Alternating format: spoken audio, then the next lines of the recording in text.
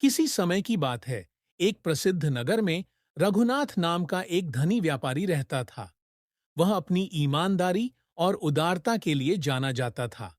परंतु उसका पुत्र समीर बहुत ही आलसी और लालची था। उसे बस धन से प्रेम था और मेहनत से घृणा। रघुनाथ ने जीवन भर अपनी ईमानदारी से धन कमाया था। उसने अपने पुत्र को भी यही सिखाने का प्रयास किया, पर समीर को यह सब बेकार लगता।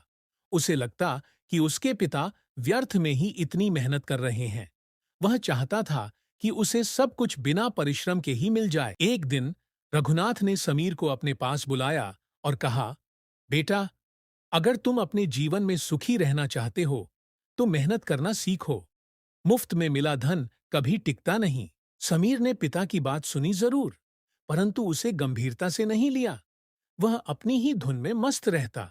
एक दिन नगर में एक अजनबी व्यापारी आया। उसके पास दुर्लभ रत्न और गहने थे।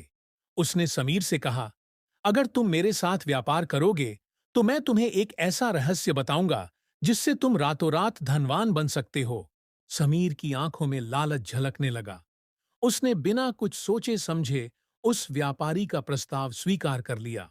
व्यापारी ने समीर को एक सुनसान जंगल में ले जाकर कहा, यहाँ एक गुप्त खजाना छिपा हुआ है, लेकिन इसे प्राप्त करने के लिए तुम्हें एक परीक्षा देनी होगी। समीर ने बिना सोचे समझे हामी भर दी।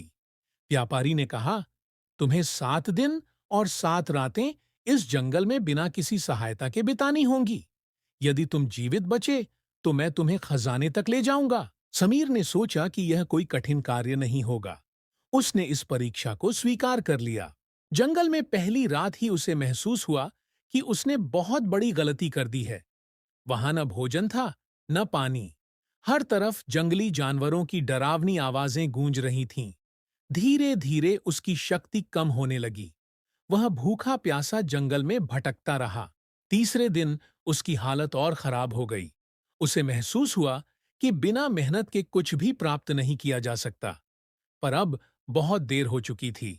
7वें दिन जब व्यापारी आया, तो समीर अधमरा पड़ा था। उसने समीर से पूछा, क्या तुम्हें अब भी धन चाहिए या जीवन? समीर की आंखों से आंसू छलक पड़े।